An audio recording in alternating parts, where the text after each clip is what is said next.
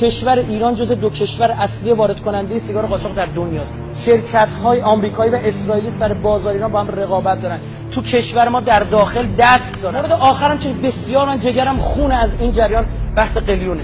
متاسفانه خانم‌ها رو هدف گرفته و بهش مذهبی. میگه هر قلیان معادل 20 تا 50 نخ سیگار ضرر بدن. یه قلیون.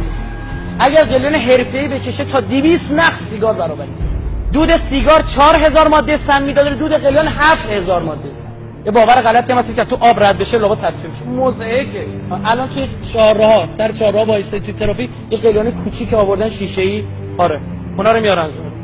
قلیون ها سری های کلکسیونی، سری تا 500,000 تومان میزنه سر قلیون. این چیه؟ مثلا برای که فکر می‌کنم دهنی نشه که غافل از این که تمام اون بیماری تو شیلنگ اینه. اصلا حالیش نمیشه. محیط گرم و مرطوب بهترین محیط برای رشد میکنه. چه آفتی افتاده به جون مملکتمون خدا شاهد. با این بی‌بندوباری‌های دود اینجوری. قلیون زدن 1 میلیون تومان.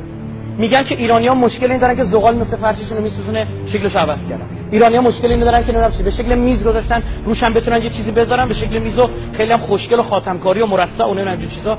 قلیون‌های الکترونیکی بی‌نیاز از زغال، قیمت مناسب نه تبلیغات. قلیون جیبی طرف اون مادهشو میریزه و مثل سیگار قلیون میکشه تو خیابون داره. بعد میگه چرا آمار فلان بیماری رفته بالا، چرا ام اس رفته بالا. برید ببینید چه جوونای بیشتر قلیون میکشه. تهیه از نازل‌ترین نوع تنباکوهاست. بدترین تنباکو که میخواد له بشه، تخمیر بشه میشه اونجا. مشخص نبودن اسارم ماهیت مواد تشکیل دهنده، وجود کراک در برخی از اینها. از این قهوه خونه‌ها پرسش صورت گرفت، از 5 تومن تا 70,000 تومن قلیون آماده میشه. و اینجا رو داشته باشید درج خبر آلوده بودن دخانیات واردی به سوسک لازیودرما. میشه جونتون بکشید سوسک پوست شده، بکشید بالا ببرید عشق کنم من. آره استفاده مشترک از شلنگ قلیان یا دهانی قلیان بیماری‌های واگیرداری مثل سل و هپاتیت رو انتشار میده. صدی سردهنی عوض بشه، اون دهنی عوض بشه شیلنگش ثابته، این اتفاق میفته.